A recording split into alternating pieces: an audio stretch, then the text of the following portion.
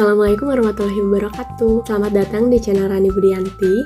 Kali ini aku mau ngebahas mengenai farmasi nutrisionis. Tampilan pencarian informasi pada tahun 2019 dengan seleksi tahun ini tuh sangat berbeda. Kolom jabatan, lokasi, dan pendidikan itu dihilangkan. Kita lihat yang tahun ini. Kalian bisa cek ke layanan informasi, terus klik info lowongan. Nah, di situ ada jenis pengadaan. Kita pilih CPNS. Terus instansi ini tuh harus diisi. Misalnya kita pilih Kota Bandung. Klik cari.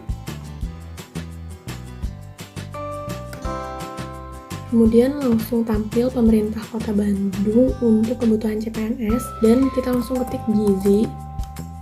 Nanti langsung tampil jabatannya untuk nutrisionis terampil, lokasinya di RSUD, pendidikannya D3 gizi, jenis formasinya umum, tidak dapat diisi disabilitas, dan kebutuhan formasinya hanya satu. Jauh lebih simpel tahun lalu ya, karena tahun lalu itu kita tinggal klik jabatannya, misalnya nutrisionis, pendidikannya misalnya D4, langsung klik cari pun itu udah langsung tampil se-Indonesia. Jadi cukup rumit juga untuk membandingkan jumlah formasi di satu kota dengan kota lainnya, itu harus ketik satu-satu gitu. Terus juga nggak bisa cari per pendidikan. Sebelum kita lihat jumlah formasi nutrisionis terbanyak di Jawa Barat, aku pengen kalian subscribe dulu channel ini. Insya Allah channel ini tuh bakalan bermanfaat dalam menginformasikan segala sesuatu tentang seleksi CASN. Nah, informasi kebutuhan formasi ini aku kumpulkan dari instansi yang membuka pendaftaran, kemudian aku cari satu persatu sesuai dengan kota dan kabupaten yang ada di Jawa Barat. Totalnya ada 28 lokasi dari mulai kabupaten, kota, sampai Pemprov Jabar. Dari 28 wilayah di Provinsi Jawa Barat, aku urutkan menjadi 10 besar kebutuhan CPNS farmasi gizi terbanyak di Jawa Barat. Yang pertama ada Kabupaten Bandung dengan jumlah 28, kemudian Kabupaten Pangandaran juga sama 28, kemudian ada Kabupaten Majalengka 26, ada Kabupaten Bekasi 20, Kabupaten Kuningan 14, Kota Bekasi 12, Kabupaten Sukabumi 11, Kota Cirebon 8, Kabupaten Sumedang 8, dan Kabupaten Bogor 7. Total kebutuhan CPNS farmasi gizi di 28 wilayah di Jawa Barat ini yang sudah termasuk dengan Pemprov Jabar ada totalnya 217. Nah, mari kita lihat kebutuhan CPNS farmasi gizi terbanyak berdasarkan tingkat pendidikan S1 di wilayah Jawa Barat. Jadi, S1 gizi ini paling banyak dibutuhin di wilayah mana sih? Dan ternyata yang pertama itu ada Kabupaten Bekasi dengan penempatan puskesmas. Itu ada 10 formasi yang terbagi dari 6 lokasi. Jadi beberapa puskesmas ada yang membutuhkan 2 untuk S1 gizi ini. Kemudian yang kedua diikuti dengan Kabupaten Indramayu dengan jabatan analis gizi yang akan ditempatkan di RSUD. Ini jumlahnya 6, ditempatkan di satu lokasi. Jadi ini lumayan besar ya peluangnya. Kemudian yang ketiga ada Kabupaten Sumedang yang ditempatkan di puskesmas. Kemudian kebutuhan CPNS farmasi gizi terbanyak berdasarkan tingkat pendidikan D4 di wilayah Jawa Barat. Ini nggak jauh beda dengan kebutuhan farmasi gizi untuk S1. Pertama di Kabupaten Bekasi, yang kedua di Kabupaten Indramayu. Nah, ini poin yang ketiganya ini beda di Kabupaten Pangandaran. Kalau sebelumnya S1 tadi di Kabupaten Sumedang, untuk D4 ini yang ketiganya di Kabupaten Pangandaran. Karena pada formasi di Kabupaten Sumedang ini tidak mencantumkan garis miring D4 gizi gitu. Jadi hanya mencantumkan S1 gizi. Selanjutnya kebutuhan CPNS farmasi gizi terbanyak berdasarkan tingkat pendidikan D3 di wilayah Jawa Barat. Ini banyak banget, jadi aku urutkan 5 terbesar kebutuhan farmasi gizi. Yang pertama ini ada Kabupaten Bandung dengan jumlah farmasinya 24 dan tersebar di puskesmas. Ini lebih dari 20 puskesmas membutuhkan D3 gizi.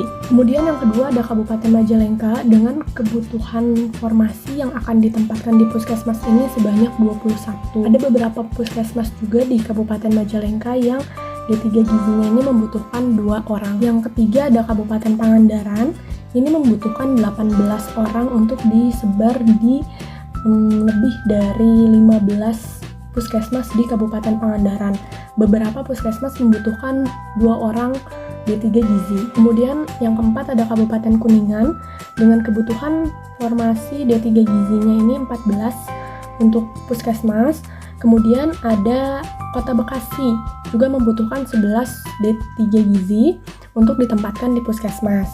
Nah, karena 5 tertinggi ini didominasi penempatan puskesmas, jadi aku bikin 2 perminatan RSUD dengan kebutuhan terbanyak ini ada di Kabupaten Pangandaran dengan kebutuhannya 7, dan kemudian ada Kabupaten Karawang dengan kebutuhannya 3 orang. Kebutuhan ini hanya untuk satu lokasi RSUD di Pangandaran dan RSUD di Karawang. Jadi ini pasti peluangnya besar, tapi peminatnya juga pasti banyak. Nah, sekarang ngomongin P3K. Aku urutkan juga formasi gizi untuk P3K. Tapi karena belum semua wilayah membuka P3K, jadi aku langsung mengurutkan berdasarkan tingkat pendidikan. Jadi formasi gizi untuk P3K berdasarkan tingkat pendidikan S1 ini ada di Kabupaten Sumedang dengan kebutuhannya 4, ditempatkannya di puskesmas. Ini hanya untuk 2 lokasi puskesmas, jadi masing-masing puskesmas membutuhkan 2. Kemudian ada D4 atau S1. Paling tinggi ini di Kabupaten Majalengka untuk penempatan di RSUD ada untuk 2 orang. Kemudian Kabupaten Tasik yang akan ditempatkan di puskesmas 1 orang. Kemudian kebutuhan P3K formasi gizi dengan tingkat pendidikan D3 yang paling tinggi ini ada di Kota Bandung dengan penempatan puskesmas sampai 25 orang kebutuhannya. Kemudian ada Kabupaten Bandung dengan jumlah 9 yang ditempatkan di puskesmas juga. Kemudian ada Kabupaten Cirebon dengan jumlah 6 yang ditempatkan di puskesmas. Kemudian Kabupaten Bandung Barat dengan jumlah 4 di puskesmas juga. Kemudian yang terakhir ada Kabupaten Sumedang di RSUD dengan kebutuhannya 4 juga.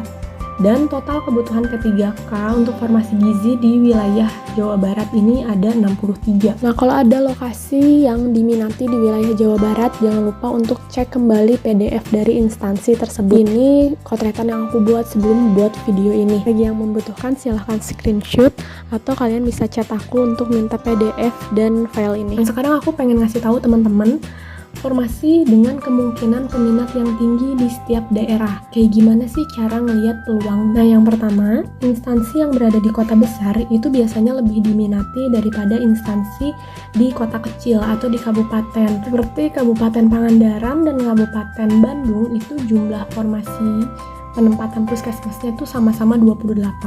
Tapi sepertinya lebih diminati Kabupaten Bandung karena masih dekat dengan ibu kota juga. Yang kedua, lokasi instansi yang dekat dengan pusat kota. Nah, jadi kayak di Kabupaten Bandung ini kan formasi kebutuhannya ada 28 yang disebar di lebih dari 20 puskesmas. Biasanya puskesmas dengan lokasi yang ada di pusat kota atau pusat kabupaten wilayah tersebut itu lebih banyak peminatnya daripada lokasi puskesmas yang jauh dari pusat kabupaten tersebut. Yang ketiga, instansi dengan bangunan yang bagus dan cukup besar. Biasanya kalau bangunannya udah bagus, bikin orang tertarik juga. Yang keempat, kebutuhan formasi yang di instansinya lebih dari 1. Seperti contohnya tadi ada Rumah Sakit Umum Daerah Pangandaran, itu sampai 7 kebutuhan untuk 1 rumah sakit. Jadi itu peminatnya bakalan banyak karena orang-orang berpikir kalau formasinya banyak pasti peluangnya besar gitu. Jadi teman-teman yang berminat ke lokasi ini harus siap-siap dengan saingan yang banyak. Nah, kira-kira teman-teman berani nggak untuk memilih formasi di kota yang kecil, kemudian dengan lokasi instansi jauh dari pusat kota, dan instansinya dengan bangunan yang standar, dan kebutuhan formasinya cuma 1? Bisa jadi itu yang memudahkan teman-teman untuk lulus seleksi CPNS tahun ini. Nah, ini berdasarkan pengalaman aku 3 kali ikut seleksi CPNS. Jadi yang aku pantau ya seperti itu. Jumlah pelamar tinggi di lokasi-lokasi yang seperti yang aku sebutkan tadi. Dimanapun lokasi yang bakalan teman-teman pilih, pastikan itu datang dari diri sendiri. Jangan sampai terpengaruh dengan orang lain. Dan pertimbangkan saran dari orang tua dan juga keluarga. Kemudian yakinkan diri dengan sholat istikharah. Mudah-mudahan Allah memberikan petunjuk tempat terbaik untuk teman-teman lulus seleksi CPNS dan P3K tahun ini. Mudah-mudahan video ini bermanfaat buat teman-teman semua. Jangan lupa untuk like, subscribe, share, dan komen. Kalian boleh tanya apapun di kolom komentar ataupun kirim pesan ke Instagram aku. Sampai jumpa lagi di video selanjutnya. Bye-bye.